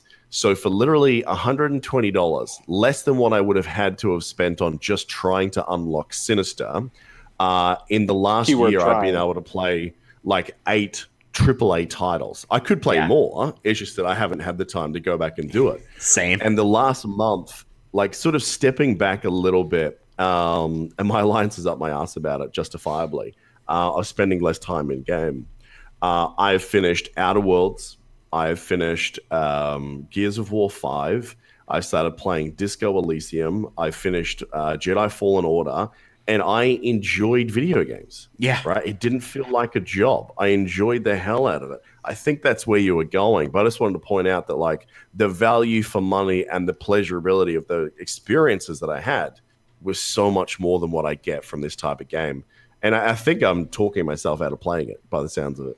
Yeah, it honestly sounds like you're getting there, and I'll be honest with you. You know, the same reasons that you stay in the game are the reasons why I stay in the game. And I know people are probably going to complain about this being a negative show, but I really feel like today is deserving. You know, I don't have a good PC. I'm looking to get one, but you know, I've got the Xbox Game Pass, and like you, Outer Worlds is fantastic. Wonderful right? game. Wonderful game. Yeah. And you know, I bought the Jedi Fallen Order, and there are so many other good games. Like I downloaded Age of Empires 2. Age of Empires 2 is such a good game. Well, mate, right? EA with the Game Pass, as much as I hate EA, you actually get access to every Command and Conquer ever created. I've got you get that from Origins. See, they don't have those on console. I have the EA Origins. I have EA access for the Xbox. Right. So yeah, Origin is going to be multi-console and PC like overlapping very shortly. So PlayStation and Xbox just greenlit those apps to be allowed on consoles. Oh, nice. That'll be fantastic. So, you know, and like I said earlier, I'm thinking about getting a new laptop, and I just want to get back into playing PC games and having fun. You know, me too. Like today, I didn't know if you heard. Like, I actually streamed for an hour of Jedi Fallen Order, and it was just fun. Yeah. You know, And like you, if it wasn't for the community, if it wasn't for this podcast, if it wasn't for my alliance, I would just walk away. My wife's like, "Why do you do it?" You know, I don't want to tell you guys exactly how much we make on the show, but let me just tell you, it's really not much. Is it, Hebrew? let's just say it's double digits. It's nowhere worth the shit that we have to go through with the game. That's for sure. Well, when you factor in if you're paying that yourself being our by the sole hour reason and then why operating it costs, just wouldn't make most sense. of So us yeah, run it's it along. definitely the community. Yeah, I'm sorry, Chewy. What were you saying there? Oh, I was saying with Hebrew, like if you factored in if we were actually paying ourselves per hour, right, like a company, God. and then you factored in operating costs, all of us small content creators lose money, right? Oh, It's yeah. a massive myth that we're making all sorts of bank. Like we need, quadruple to 5 times the views to get even close to, justifying a break-even point. Yeah, I mean, just realized, is Chew's voice being recorded? yes, it is. Okay. Remember, I had the call-in. This I had is the gonna be a call-in set real up. Fucking weird episode. Remember, I have call-in set up, so I record from Discord now. I was making sure of That's that right. when he came Okay. on. So yeah, no, Chewy, you are being recorded, so that's a good thing. Oh, that's all right. Like, I don't know if you're going to cut this part or not because we've gone sort of, No, way down this- the rabbit hole of no. doing the poo-poos on No, I'm Lay not gonna, Fox. But there's no reason to cut any of this. I mean, look, I have a very simple thing. I want people to listen to the show, and I want to do content that everybody can enjoy. But if you don't like what we have to say, then okay, I can't change that. There are times we get negative because we feel the game kind of like today deserves it. I don't think there's anybody that can. It's kind of funny. Like I was on Reddit, right? And I try to stay off Reddit anymore because it's I just. was going to say, how's your butthole now? But I saw somebody post that their problem with the announcement was that it was City. There was a node for City. I'm like, wait, before you even get to City, you've got to get through Cosmic and Global. I mean, there's so much more to be upset about here than the fact that there's 4 City nodes. And it's just, I'm like, let's think about this for a second. If the point of you being upset here is the fact that your defenders may struggle or your Sinister Six are gonna have issues, I mean that I think your optics are a bit screwed up here. They're a bit skewed, because good luck ever getting the components you need because every single one of your defenders, your city, they're all bio. Except for Iron Fist and Punisher. So Iron Fist is Mystic and Punisher is Skill. But JJ, Luke Cage, and Daredevil are all bio, which means that you need all the same exact pieces of gear for them, except for the uniques. Yeah, I don't love that there's no city characters even on the horizon. Like, even with guys that I know that are in the leaking sphere, not even those guys are talking about any city characters on the horizon. And that's concerning because I do not think Defenders has the juice to probably do that in a month, even with maxed out characters. I don't even think Sinister Six isn't going to do it. No, there's no way. The funny thing is, with this style of that particular game, you might even find that maybe Sinister Six becomes a better choice than Defenders, because Defenders were always the better squad for City because they had survivability. The problem that you have is the frequency and the drops of heal block now, or ability block on these nodes. And when they get thrown down, as soon as it hits a Iron Fist or a Luke Cage in between the JJ, you're screwed, right? So it may be that a quick fire burst, like eat this, that's today's run done, see you tomorrow type thing, goes that way. But I know that they're going to allow you to refresh your characters every day for money. That's really what this is. Oh, that's what it's all about. I mean, and then there'll be some rabbit to chase. The first person in here will get their name on a billboard in the game. Woohoo! Oh my god, we were joking about this a lot on Masters of Launch a couple of weeks ago about just if you're driven that much by Epine, you would have to be the most asexual plant on the planet Earth, right? It's just go out, spend that money on a hooker, and just get it over with. I mean, Yeah, maybe put an extra $20 and like snort some blow off her butt. I don't know what turns you on, but seriously, there's significantly better things that you can do than chasing that kind of e-peen because no one's coming to stroke it for you. I guarantee it. Right. I mean, it's just stupid. I mean, it's just I don't get it. I really don't. So I was looking here though. So it's going to be City, Global, and Cosmic. So as it stands right now, I think obviously you're looking at Defenders, S6, Spider-Verse maybe for City.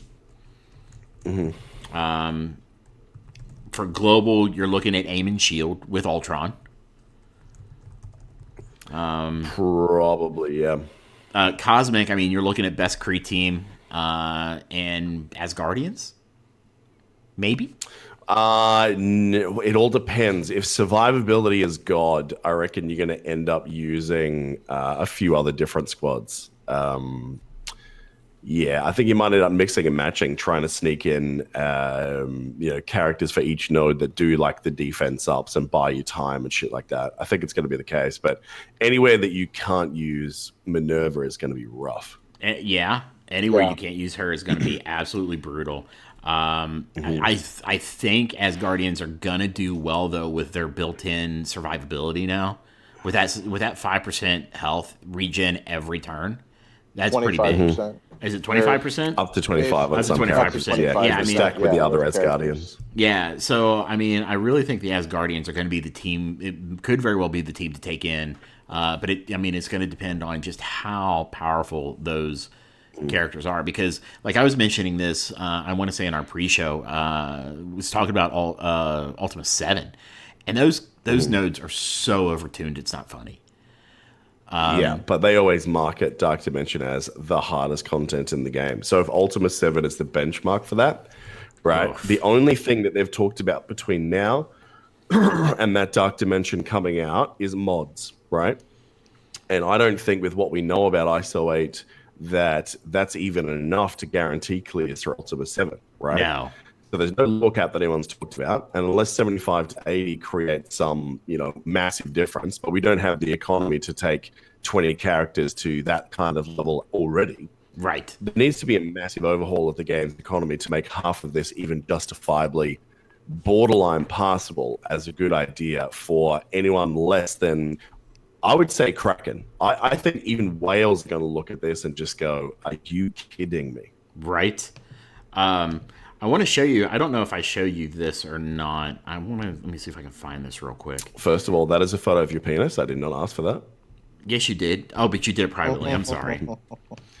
I'm looking for. So I had it. It's on my phone. I had a picture of. I took Scientist Supreme from level 72 to level 74, and it cost me $750,000 gold to do that.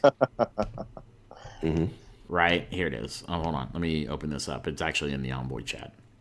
Let me copy this out here, and it's my own post, so I'm not taking anything from Envoy. Let me post this in the studio audience. So this cost me $750,000 gold, and it's just absolutely stupid because you get less than 900 health. You get less than 100 damage. Actually, you only get like 50 damage, 60 damage. That's 2 levels worth of ability there. And I'm like, this is not worth $750,000 gold. Like, at all. Yeah. Did you expect it to be worth it? Because that's on you. That's fair. That's fair. I mean, I went into Foxnext with expectations, and I came out disappointed. Yeah, what are you doing? I mean, what am I doing? I mean, for her, you have to do it though, because you need that extra focus. Because you need that extra later focus. on, it's my main concern about Techwing's viability past the halfway mark is that if you don't have really good reds on characters that have essential debuffs like Scientist Supreme, nothing's going to land, and that's when you're in trouble. Yeah. Yeah.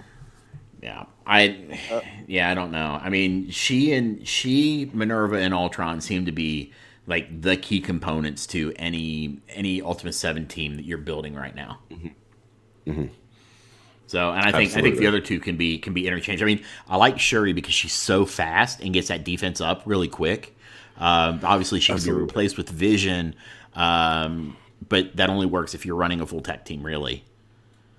Well, I still can test that a lot too. So, I mean, I've done a lot of testing, and I think that when RNG goes your way, Vision is, of course, the better choice because you're going to be able to clear that node significantly faster. Yes. On nodes where, let's say, there's a Nick Fury, and then, that prick resists, you taking his offense or up away, all of a sudden you're dealing with 12 characters that have offense up that are tuned to, 7 red stars, or I swear to God, on some nodes, maybe 8 red stars. And 2 waves of a shield assault is going to annihilate everything.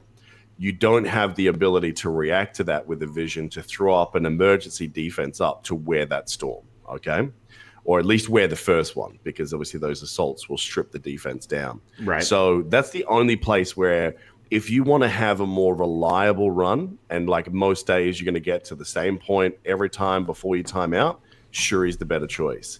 If you want to gamble a little bit because you want to get through them faster and maybe save energy that way, Vision's definitely the better choice. But the problem is when those moments of oh poop happen, and they absolutely do, you can play it to the best of your ability, but RNG on RNG on RNG. If it goes bad, that's when you're in trouble. And that's why on the stream last night I was showing that as a 5th character, I've actually been having a lot of success with Hela. Because what you do is when Fury spawns, you go, there's a nice little 2-turn disrupt for you. And then with Ultron, instead of summoning, what you do is use his basic to strip his buffs off. Right. Then Fury can literally not add anything other than a defense up to the opposition, and you live, right? So reacting like that with characters is great, but it comes back down to the same thing. The nodes that they're going to have in Dark Dimension, I'm willing to bet each node is going to be vastly different, and you're going to have to try and, jam one team fits all for each tag because of the way the economy goes, because we cannot afford to keep on, leveling characters up because it works on node 3. Do you know what I mean? Right. So, yeah, there's a lot that's busted. Yeah, I've actually been having, I mentioned this earlier, and I think I mentioned it to you. I've actually had a lot of luck taking Falcon out and putting in Graviton instead. Now, he doesn't get the tech bonuses, obviously, but with Shuri, that's okay because her defense up goes to everybody. But he actually helps me clear the nodes quicker because he hits so much harder than Falcon. Yeah. Well, did you hear why I had an erection last night? No. Who? Thor and Graviton in the rework. Ooh, I like because that effectively, if you have a Scientist Supreme up on the board with a Thor, then what's going to happen is when he ults, there's a very good chance that he's going to knock them with their defense down below 50%. Right. And then he's going to stun, let's say, half of them, if luck goes okay. Right. And then because they drop below 50%, the duration of that stun is going to be increased by another full turn. And being able to stun characters in those Ultimate 7 nodes for 2 turns it's huge. Is going to be fucking valuable. So I really like on paper the combination of a Thor assigned to Supreme, a Graviton, obviously. I wish I had 7 characters I could put on that node right now, unfortunately, because you need a defense up character, and obviously I'd love to get a Star-Lord next to the Thor so I can ult, every couple of turns. I don't know what the right play is yet, but that combination is definitely one I'm going to use. Yeah, I wonder how effective JJ would be in that team. For just the cleanse and the energy. It's not targeted energy is the thing I don't love. Yeah, that's the big problem. Oh, hear Bub in the background. Yeah, I might have to jump off, or otherwise I'll affect your recording, guys. Oh, it's not going to bother me at all, unless you actually care. It doesn't bother me. It's not what you think it is. About 2 days ago, she figured that, outside of crying, that she can use her voice whenever she wants. Yeah. So she's literally just making noise like that all day, every day now. So it's adorable. I miss those sometimes. We had my sister-in-law in town. We went out to the big Sheikh Zayed Mosque, 7th biggest mosque in the world. It's a really impressive building to see, right? Even if you're not Muslim. And they're very generous in how they let you walk in and see it. And they went out there the other day, and that was the day she figured this out. So it's dead silence in the middle of prayer time, and she's just sitting there going, So yeah, they had to That's get out of there me. I can do this. Exactly. That's That's it. And they get a nice adorable. little echo in there. She just figured out the acoustics. That's all. Very nice. That's But look, guys, awesome. I'm going to jump out. I'm going to go just check in to make sure they're all good. Thanks for the invitation. Always a pleasure chatting with you both. Yeah, absolutely. Thanks for joining us and sharing your thoughts on the No worries at all, my pleasure. upcoming Dark Dimension. So Yeah. God damn. Yeah. Let's. I'll let you know if I'm playing tomorrow. yeah. I'll be interested to know. That's it. Hey, Otherwise, weird time- like a WoW game or something. Yeah. Weird time to ask this, but we don't have a recording tomorrow, do we, Chew? No, I think they said it's Spider's kid's birthday. Okay. All right. I just want to make sure. Yeah, because he's asleep Yeah. now. So yeah. Yeah, I think it's only on Alright. Saturday next week when that's all back up. So yeah. All right. Cool. All right. Well then, yeah. I'll talk to you later. All right. All right. All Catch right, you, everyone. bud. Bye. Thanks. Bye. All right, guys. Well, that was Chewy. I forgot to give him an opportunity to plug himself. So, if you'd like to hear more of the sultry Australian, you can do that at sfmol.podbean.com. They are the Strike Force Master. He is one half of the Strike Force Masters of Launch podcast. And yep, he just posted it in our studio audience chat, where you can find some of his alternate reality stuff. So, thanks again to Chew for joining us. Always a fantastic time having him around. He's extremely knowledgeable about the game and absolutely awesome to talk to. Because I mean, who doesn't like an Australian accent? Yeah. He's so competitive. I think he's in A&R Alliance's top two and three. I think 3 and 4, something like that. And they have two alliances up in the top, so he's super competitive. Yeah. So he knows what he's talking about. He does know a lot about that upper end shit that I can only dream of. Right. I mean, I can theory craft, and I can because as he mentioned in the show, we do now have a test server. Oh yeah, that's gonna be nice. So that's going to be nice. I'm waiting for it to be set up properly with the right stuff because we're supposed to have like specific characters and stuff that we can use. And it'll be nice to actually be able to start theory crafting without like hurting my alliance. Yeah, no, I agree. I mean, but like I'm not gonna do it just because playing the game anymore than I already do, especially without gaining anything from it. Sounds like fucking torture to me. Well, I mean, so look, as a 'cause content I creator, love to play, but I love to get something onto my account for playing it. You know what I mean? right? No, I completely understand that. And these aren't obviously it's a test server. It's not tied to our real accounts at all. Exactly. Yeah. But again, as a content creator, it's all about getting those views, getting the ad revenue, getting patrons, trying to be able to supplement, the time that you're putting into it. It's nice to be able to, as you well know, it's nice to have that extra. But for me, it's not the positioned motivation. myself perfectly in the scenario because I have Chew at A&R covering that for us, and then I'm in here with you, and then luckily you've taken on the Envoy side of things, so I've positioned myself perfectly. Yes, you have. Except you're not in Dragon Champion, so you can't take advantage of that awesome game yet. I am okay with not taking advantage of the awesome game. So we've probably spent way too much time on the absolute shitty nonsense that is the new Dark Dimension. Yeah, we will have to kind of speed up the rest of it just for the sake of time. Well, believe it or not, we're only an hour and a half in. Yeah, I figured probably have a half an hour left or so. Okay. I imagine. Well, let's jump through right. just some of these other things real quick. We won't go too far into the Asgardians because they're not coming into the game yet. We're going to see Strife and Mr. Sinister. Obviously, Mr. Sinister Blitz is going on as our recording.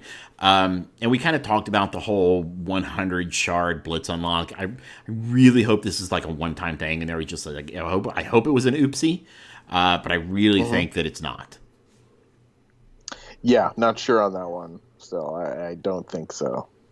but it's a little ambiguous right now.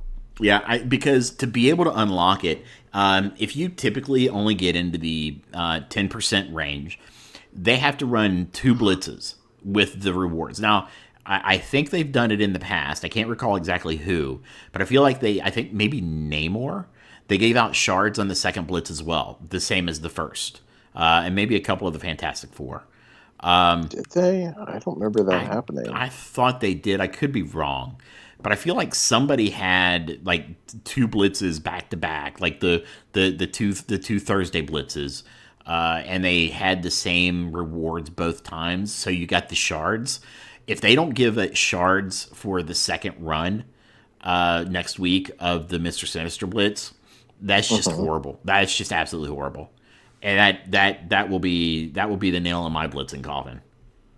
Yeah, I mean, I don't think that they will realistically, but yeah, the last time that I remember anything like that where they allowed the second one to give shards all the way down was like very early in the game when things were like still like, oh, we don't know which one's going to have double and which one's not, and they did it a couple of times back then. But yeah, since the early days of MSF, I don't recall that ever having. I could have swore it happened recently, but I may be living in a fantasy land where I want this game to be better than what it is. If they don't, that's going to be really, really bad, because you're really locking this character to the top 2,000 people and spenders, and most of your spenders are probably in that top 2,000. Yeah. So you're really locking it. I mean, let's just be honest. You're really kind of locking it to the top 2,000, and I mean that's like as bad as like making him a legendary and giving us a week's notice. As far as exclusivity, yeah, I'd agree. Or limited time exclusivity, yeah. Yeah, and no character should ever have that type of exclusivity at all, except a legendary. I mean, legendary's fine, but you're any character you introduce into the game like this, no, that's just no. I think they're looking to see how far they can. They're still trying to figure out how far they can push the boundaries before people really start pushing back. And unfortunately, we've never really pushed back. I was just about to say that, yeah. And as you've mentioned many times in the past, if this game had survived Red Stars and that fuckery, there's probably nothing that will ever kill this game.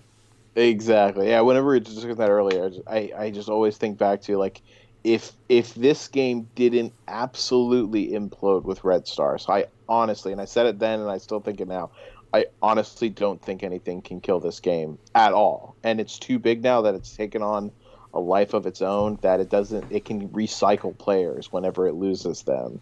So it's an unfortunate reality, but that was the most bullshit thing I have ever seen a game do. Like, I've never seen something completely invalidate progress like that before, and it stretches through literally every aspect of the game. So that was crazy. But yeah, without going too much into it, just they do like to push boundaries, but we've never seen them pull back. Whenever they lean into something to try it out, they almost always, in fact, I literally can't think of a time that they haven't went into it even further. So right. I really hope that this is a bug, but maybe that's just me being too much of an optimistic somehow. Yeah, because they could have easily changed it to like a 45 unlock, on the server side, and not had to require an update. I'm sure. If they've got to push out a client for shot unlocks, okay. I'd like to meet their developers and send them back to school. Because there are some things you should be able to push updates for without requiring a brand new client update. And as Chu alluded to in the early moments of the fact that the reveal of Heimdall, Sif, and Black Bolt was ruined an hour early because it was all over Facebook because of data mine, which means they're pushing resources out. They can change this stuff without requiring a client update. Don't ever let them lie to you that they have to have a client update to push this stuff out. Right. So I really hope that the Sinister Blitz is not going to be that bad. And I hope that those that hit, because I've done the math. If you hit the top 10% both times with the milestones, you should be able to unlock him. Right. If they give the same rewards for the top 10%. Right. If they don't, then you're just hosed, and congrats.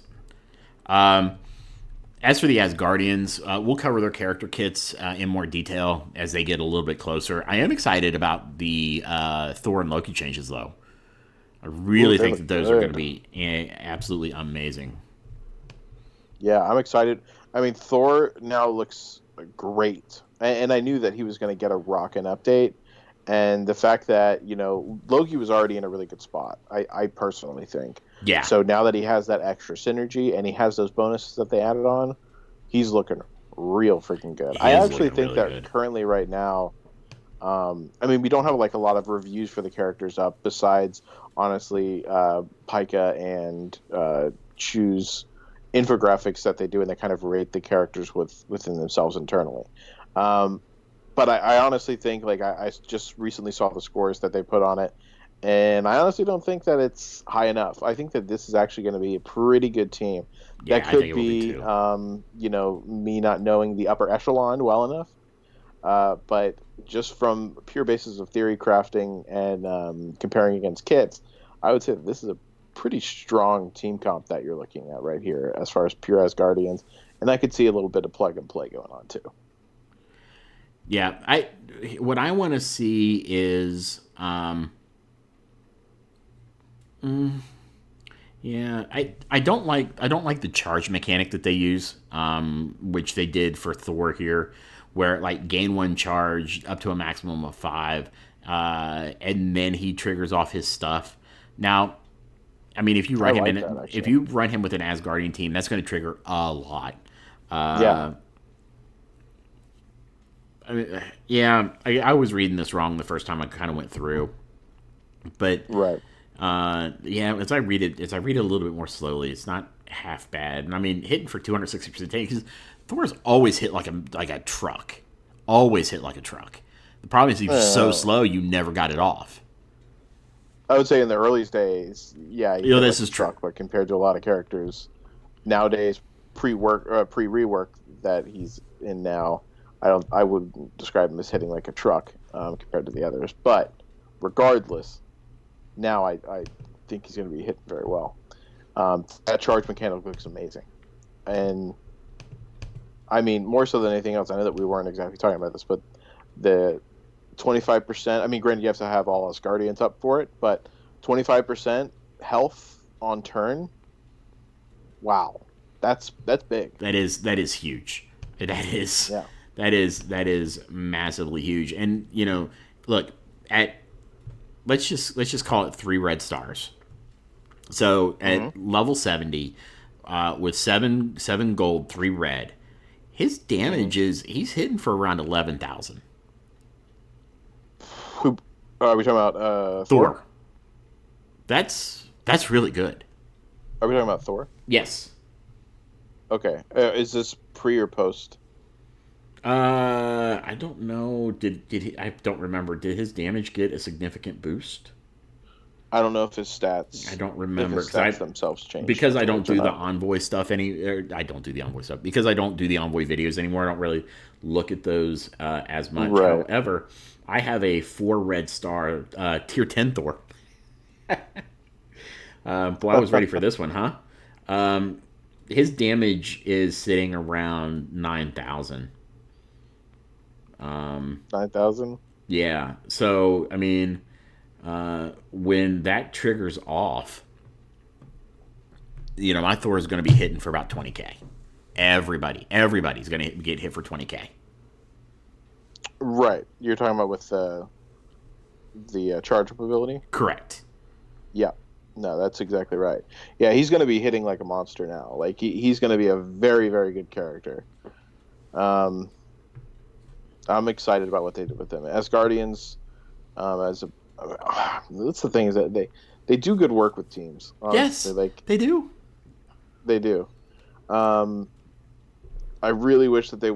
One of my biggest complaints, and I know that you share the same, is that they push war on everyone now. I feel like Yes. everyone is going to have, war synergy, and unfortunately, or specialized war synergy, and unfortunately, a lot of it falls on defense. That's their new thing. Defense to Which try is the to. fucking worst. Yeah, Yeah, it and really is I bad. hate that they fall victim to this as well because this is a team that I want to play. You know what I mean?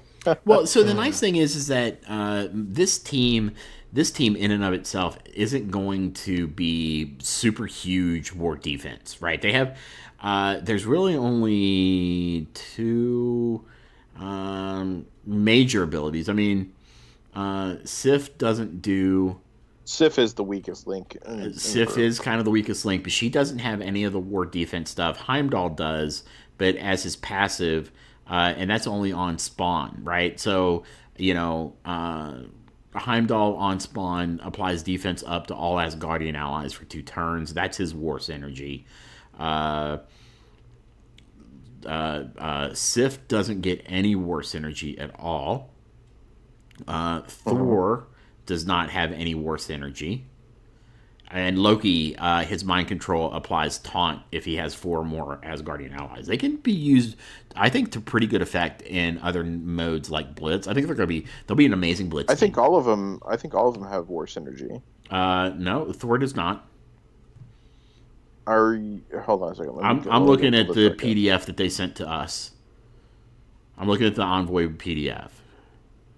All right, hold on. I gotta check this now. So Heimdall Usually, has. I'm not one to research or to pull up stuff while we're doing this, but for this one, I do have to check because I think I might be crazy otherwise.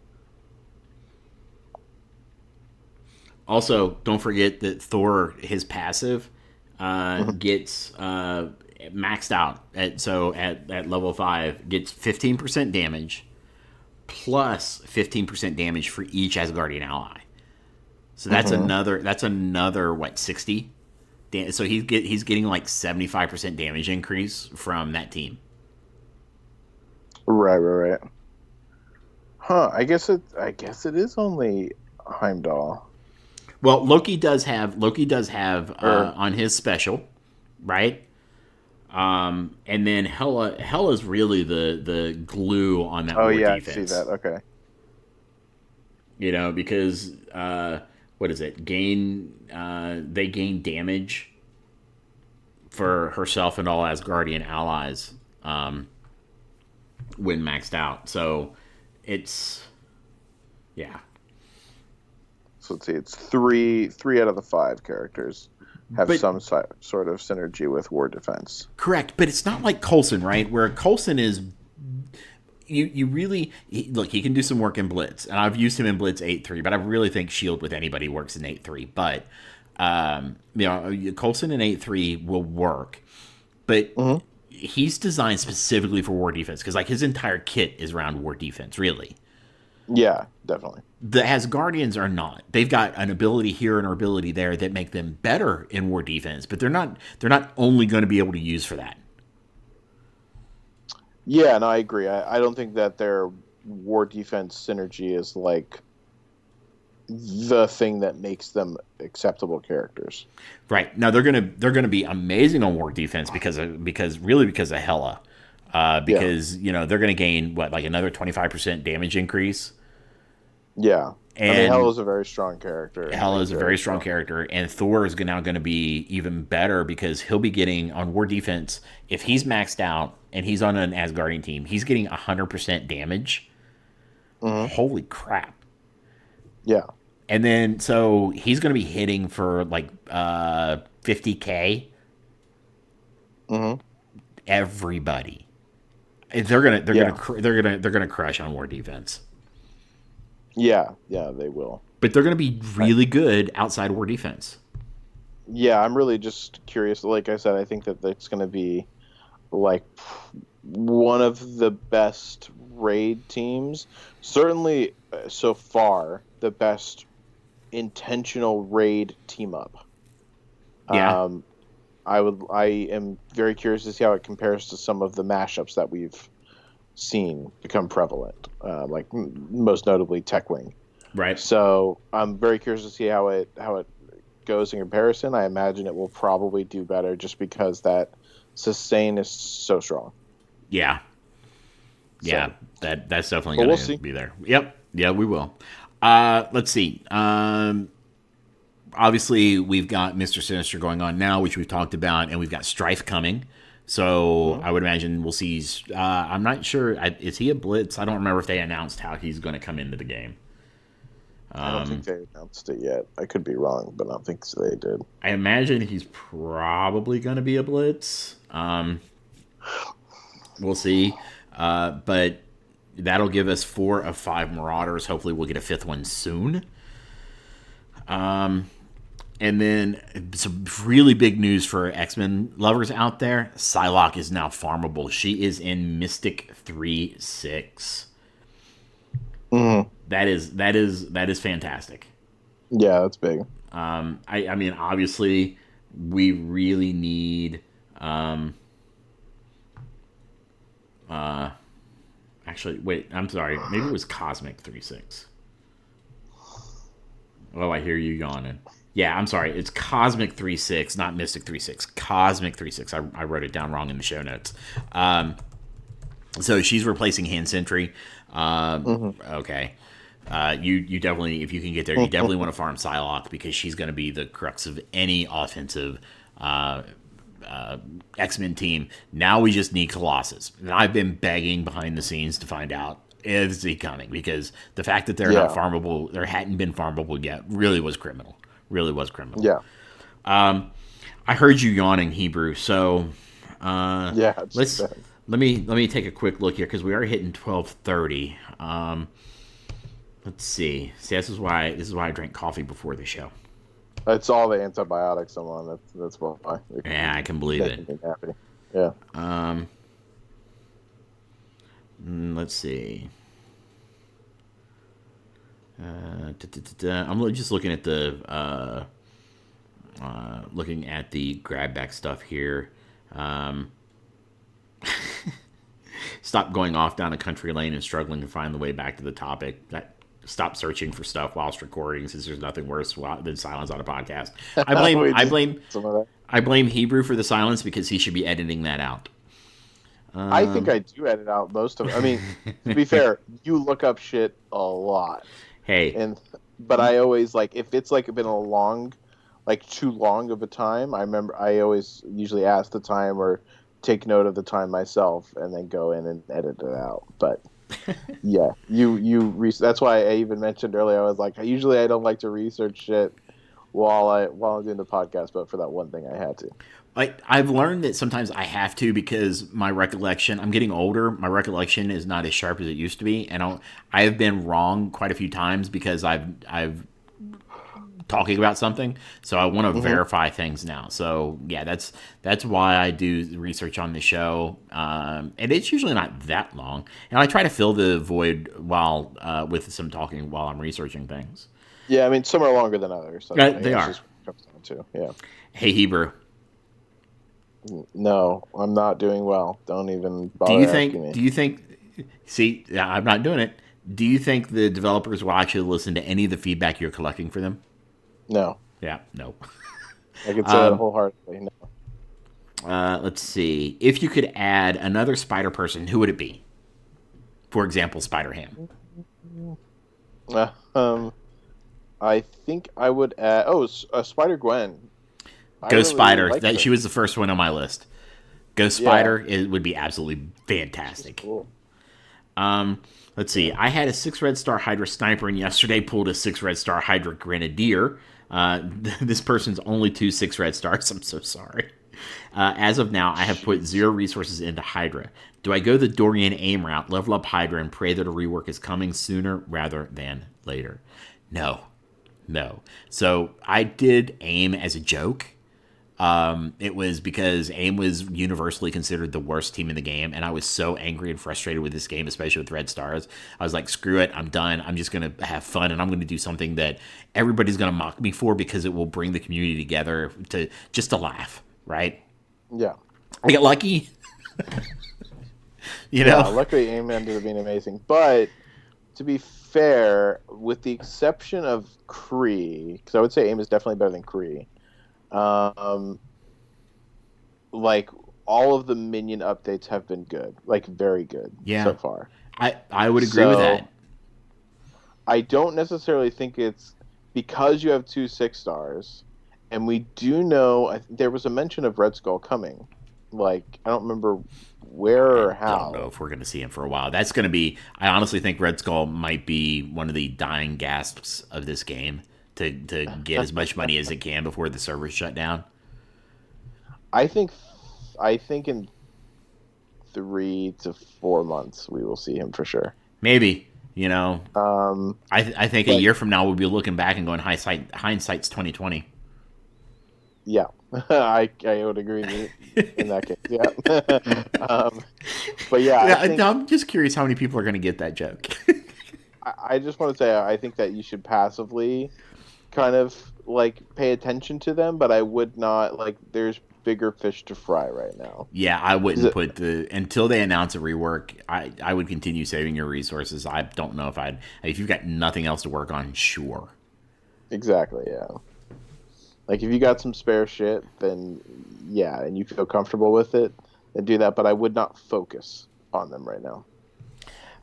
Hey Hebrew. Yes. What's your favorite dinosaur that walked on 4 legs? I'm gonna go ahead and say a Brontosaurus.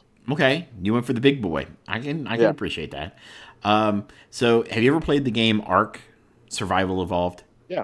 Okay, love Ark. I've got it on the Xbox. We were in alpha. We joined the alpha program for it. I love the Doedicurus. Okay. And it turns out. So I think I saw an article on the internet one time talking about a Doedicurus in real life was probably the size of like a Volkswagen Beetle. Really? Yeah. But yeah, the Doedicurus is one of my favorites. I also like the Ankylosaurus. The Ankylosaurus? Yeah. It's the one with the shell that kind of looks like a turtle. No, that's the Carbominus. No, I don't think that's right. There's the big one with the kind of the white shell that it kind of huddles into. It's got a ball for like a ball tail. Yeah, that's what I'm talking about. That's the Doedicurus. Oh, that one's the Doedicurus. Yeah, the Ankylosaurus is the one. That's what I get for not knowing my dinosaurs, I guess. The Ankylosaurus is the one that's got kind of the horns coming out of its head. It's got horns on its back. It's got a spiky tail. You use it to get flint in the game.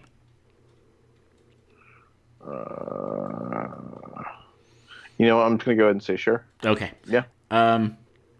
Let's see. Why just roses? What else is in the garden? I like fruit trees and grapevine. Limit answer to 1 minute for Hebrew. Well, thank you, person, mysterious person. because I only have 2 things. Because it's more of a flower bed than a garden, and I only have 2 things in it, which is 3 rose bushes. Excuse me, and 3 spiral evergreen trees. So that's why the roses are kind of a sentimental thing for me, because my grandfather got me my first rose back when we lived in Cincinnati, my first rose bush, and he passed away a few years ago. So it's just kind of a way for me to connect back with him, or the memory of him, because he had rose bushes lining his driveway, and they were just absolutely gorgeous. So. Speaking of which, very thankful I cut them back before the first real big cold hit. I got them down, piled some mulch around them, and got them cut down around 30 inches, so that they wouldn't struggle to try to feed all the way up the vines. So happy I did that. Thank God. Just a few days beforehand. So that way we'll have Rose Watch 2020. Oh boy, it will be a sight to behold. I bet. I mean, come on, man. Look, you can only do 2020 jokes one time, right? That's true. after in a year, you can't do them anymore. That's true. Let's see. Why What is one physical trait or ability an animal has, i.e., opposable thumbs on your feet or gills to breathe underwater, that you wish you could have?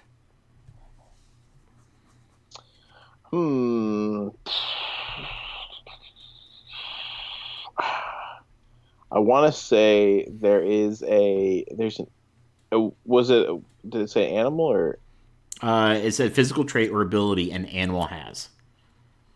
okay. I mean, wings. Like, Wings would be I cool. know that that's generic as hell, but like flying around would be awesome as fuck. Like, That would I be really pretty can't cool. think of anything that'd be better than that. I think that would be really cool. I wouldn't mind gills. Yeah, I mean, the underwater terrifies me. Oh, Like, I love for underwater. shit that would be. Yeah, you say that until a giant shark comes and eats you up. Up in the sky, I don't have too much to worry about, as long as I'm below a certain level. So I'm fine with that. If I could, I think a close second would be actually an insect, and it would be there's this one beetle in Africa that can like shoot out caustic spit from its body. I think if I could do that, but I get to pick where the gland is, that'd be kind of cool because that'd just make it come from my hands, and then I'd be a superhero. So, Or a super villain. It feels more super villainy. or a super villain. It does feel super villainy. Bum bum bum. You'd be like Batroc. Sure. Do you know who don't Batroc know. is?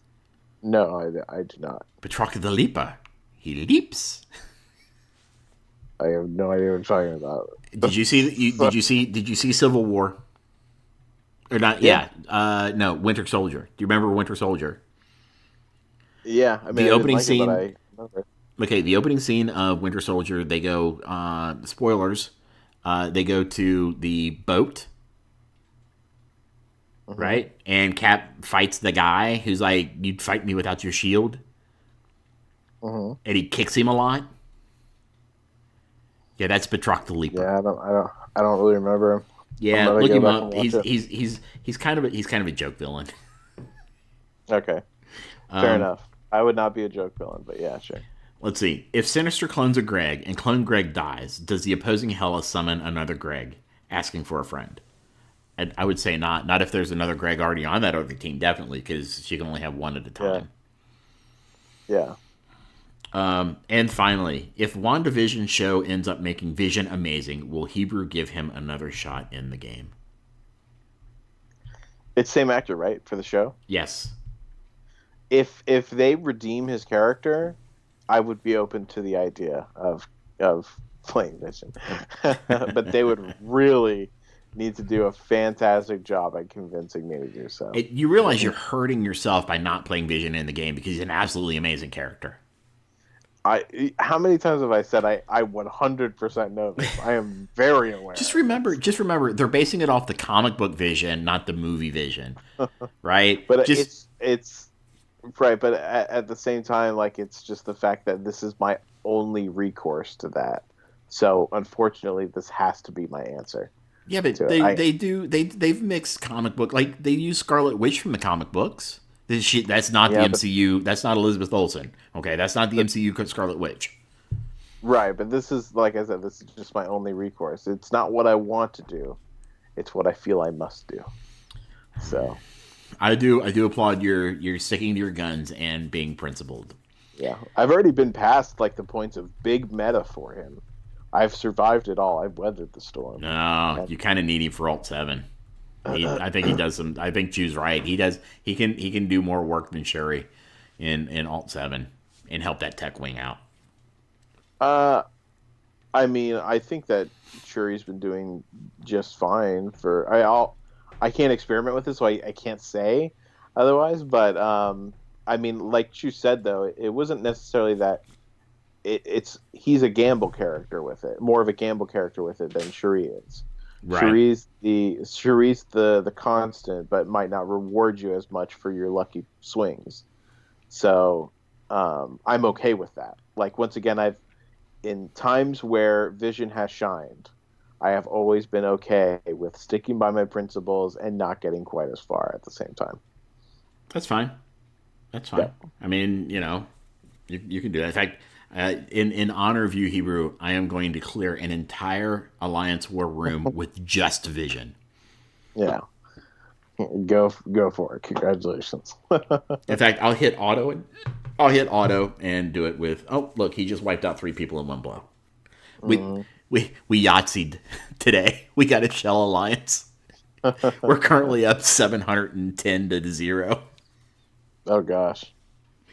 So I'm just attacking. So it's like nothing but the shield.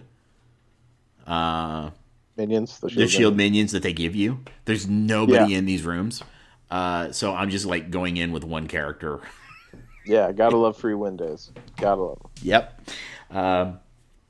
Always fun. Because I want those extra points. All right, Hebrew. I know you're not feeling well, and I know you're getting tired. So let's finish it off here and give everybody, the paying customers, what they came for tonight, and let them know who you farming, buddy. I have been farming not much because I've been saving, but now I know that I will be farming my Asgardians and farming who I can from Asgardians and doing what I can to prepare for them gear wise. So yeah, that's what I'm gonna be doing. What about you? I've actually been working on a lot of gear, primarily because I wanted to get Coulson up and I wanted to get Shuri up. I didn't. A lot of the stuff I should have put into Coulson, I put into Shuri simply because I hate war and I love raids. Right. Now, let's be honest. War gives you better rewards than raid does, but I hate war. I hate it so bad. I love the mode. I just hate how often it happens, and I wait they built it the way they built it, that if you don't get in the first couple hours, because I go to bed at some point, I'm just burning energy because it's got to be energy based, which is just dumb. Oh yeah, I mean frequency has always been my number one huge complaint. The rest of the stuff is micro, and granted it's important micro stuff, but I could live with all of it if it wasn't for the frequency of it. Yeah. It's the frequency and the energy that does it for me, and the boosting. I think the new boosting mechanic will be nice. Boosting's still a cancer, but it'll be nicer. Yeah. All right. Well then, Hebrew, is there anything that you wanted to say to the lovely audience before we step out for the day? No, just the classic. Thank you guys for everyone showing up today. We really appreciate it. You guys are literally what keeps us in the game in the times of darkness, like what we're about to be experiencing soon. Oh, yeah. So I really appreciate it. And especially our patrons. You guys do so much whenever you don't have to do anything. And that means a lot to all of us. So, yeah, it really does. Thank you very much. And yeah, go ahead. Yeah, absolutely. And to mirror what Hebrew said, I just want to thank you guys for listening to the Ravager Report. Just so you know, you can find us on any and all of your favorite podcast apps or by going directly to our Podbean site at ravagerreport.podbean.com. Don't forget to subscribe and leave us a rating and a review, as it does help us make the show better for you. You can find us on Twitter at RavagerRepo and join our Discord channel at discord.me/RavagerReport. If you'd like to help support our show, you can do so at patreon.com/RavagerReport. And for just $5 per month, you can get early access to the uncut live show a day or two before it's released. Finally, we do want to send a great big shout out to all our listeners and patrons for their continued support. And until next time, keep fighting, true believers.